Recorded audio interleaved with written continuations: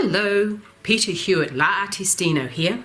Today I want to share with you a book that was sent to me by the artist Rachel Reinert. Now she's a lady who loves to create a style which involves very beautiful organic doodle type structures reminiscent of floral designs or underwater sort of landscapes, and she's put together a collection of her work in line art and reproduced it so that you can have the joy of colouring it in. As you can see, it's a sturdy looking book, large one in size, rectangular in shape. The cover is a sturdy card rather than a hardbound, and it is glue bound down the spine, as you can see there. There's a good amount of pages in it. Turn to the first page, and it is printed by Get Creative 6, which is an imprint of Mixed Media Resources, and it's printed in New York. The pages are quite sturdy, thick, and will take, I think, a lot of layering and a lot of work with your pencils. The pages are also, and you have to be a little careful here, they are all serrated so that you can tear them out. And you see I've sort of like accidentally torn the first page a little bit there just by opening it up. So just be careful when handling this book that you don't tear it out. And that's the first 2-page spread here is in colour and just features pictures of Rachel working on her art, showing how she goes about her process. She has a lovely introduction with a little sort of tip and description about how to go about colouring her work and choosing the colours. And a couple of examples of the finished works that she has done with the colours that she's chosen. So it's a bit of inspiration there, so you can sort of look back on here and sort of get an idea of how you would like to go about colouring in one of these pages. She's also very kindly sent me a print here of one of her pieces where she's incorporated some, it looks like watercolour paint or inks, and just splashed them around to give a bit of colour to the line art. You can do basically the same with this, but I wouldn't recommend using watercolour paints on this before preparing the paper.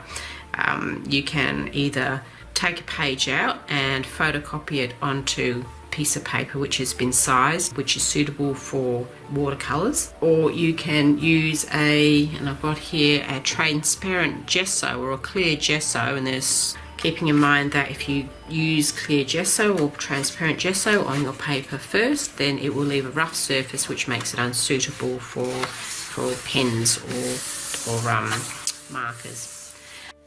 Now, I've just turned to the back of the book to show that she's also included in the print another finished piece of hers displaying how she does it, and I think she's used acrylic paints to paint this one, but it's a good reference, another colour palette that you might like to try and use. Now, we'll go through the pictures in the book. I have coloured in a couple of these. As you can see, her style is very organic, and it's not precise. It's not something that you see printed out on the computer or using a digital program to create art. This is definitely hand-drawn line art. And the thing I like about these pictures is that there is no predetermined palette. Like, you look at it and you can't say, oh well, that's leaves, I have to do the green, that sky, I have to do it blue. Not that you ever have to do those things. These are great pictures for experimenting with different palettes. If you wanted to try, mixing purples and yellows and a little bit of green and just using that and seeing what you come up with. These are great pictures to experiment that way. Here's one that I've finished. This one did rather quickly. I just wanted to have a very limited palette with blue, the lime green and the coral red colour with a little bit of light yellow, sort of lemon yellow in it. And I just used those 4 colours to create this. Oh, actually, I think I used a bit of burgundy in there just to give it a little bit more depth. And that was really fun. It was something that I coloured in fairly quickly, and I found extremely relaxing. I didn't feel tied to any predetermined palette or feeling like I had to create something that was magnificent. I just went ahead and used this book just to enjoy the process of rubbing colour onto a piece of paper from a pencil, and I really enjoyed doing it. So we'll move on. There's a lot bit of variety with the pictures, quite a bit, but they're all organic and they're all around a floral type theme or a underwater coral type theme. Well, that's the feeling that I get when I look at these. As I said, that just frees you up to use all your colours. Well, you've got some cacti there to experiment with, and perhaps try colours that you've never used before and combinations that you've never thought possible. Try them out on a little piece of scrap paper first to see if you like the effect, and then apply them to your page. So you've got a little wildflower effect here. That's really lovely. This book is a lot of fun. The paper is a sort of medium to thick quality, so you can go a bit nuts, I think, with your paper, with your pencils. You could use alcoholic ink pens, again, for alcoholic markers, such as your Copic markers, or other brands. I think Derwent now produce a series of alcohol markers. I think there's a series who do Prismacolor that also do the alcohol markers as well. I would recommend, of course, that you put a piece of paper behind if you're going to do that, because you will get bleed through and you don't want to contaminate your other page. But I think this paper would be wonderful for alcohol markers. There's a little bit of a fine tooth on it, which is my favourite kind of tooth for working with pencils, because you can get a nice smooth effect. And you could go over with a blender pencil or some mineral spirits to break down the pencils as well, to smooth out your colours and make them look a little bit watercoloury if you want. As I said, this is a great book to experiment with. So you could take the things that you do in this book and apply them to other books as well. Moving right along, there's a large variety of these lovely pictures to choose from.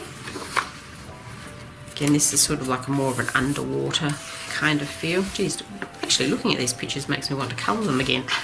I've put this book away for a while because I've not been up to colouring or doing much of late. I won't go into that though. But just looking at this makes me feel like reaching for some art equipment and start jumping in and colouring one of them. I'll flip through, there's quite a few of these, so we'll just move along a little bit. That's nice. That would be a great page for experimenting with, you know, using that just to experiment with the colours and sort of like trying out different ideas for backgrounds. I know the Booker backgrounds are very popular at present. These look really good in this book. Now coming up to another page that I've finished, and I finished in a slightly different way than I normally do. Because of this paper and it being printed on one side, I thought I'd experiment with a different idea for backgrounds. Now the way I did this one was I used these spray on mist spray colour. It's a iridescent spray ink, which means it's got sort of like mica infused in it. So when you spray it on, it gives the colour, but it also gives it like a mica shiny sheen to it. These ones are made by Kaiser Craft, which is an Australian brand. Actually, it's a local brand. It's the company's from Geelong, which is my home city. But you can buy other types of spray mists in art and craft stores, so have a look for those if you feel inclined. These ones are fairly budget priced. Some of them get a bit expensive, and you can find a nice range of colours. I found to do this,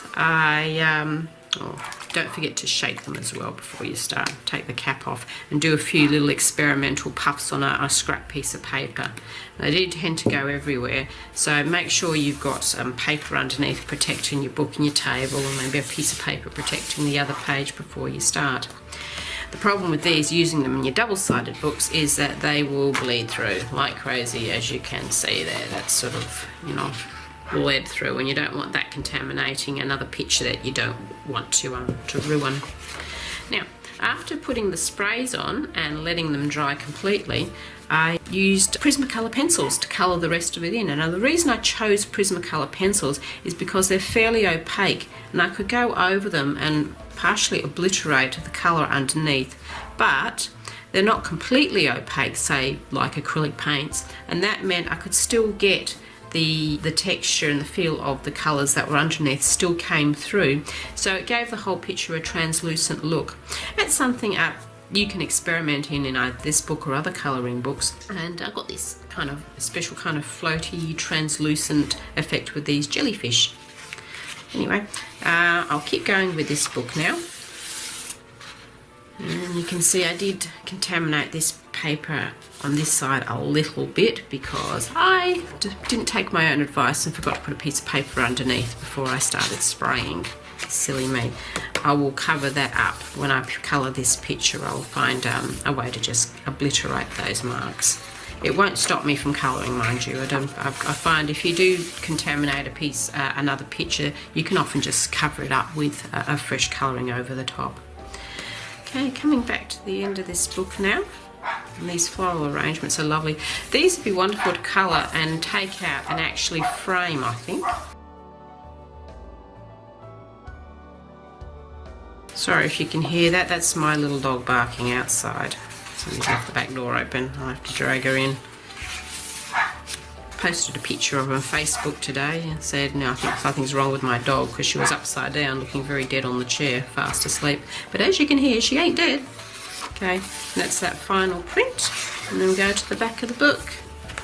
And there we go. That is my walkthrough for little look through of Botanical Wonderland. This is bit of a delay in getting this one out as a video, so I do apologise to Rachel, and I hope she's doing very well with her colouring books sales because this one certainly deserves some love. If you like to do something that's a little bit freestyle with colouring, this is one I can definitely recommend.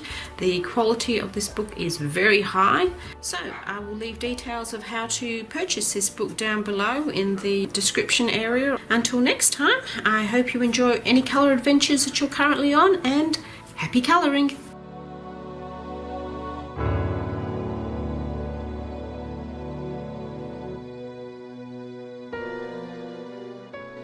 I hope you're enjoying any colouring adventures that you are currently on, and until next time, happy colouring!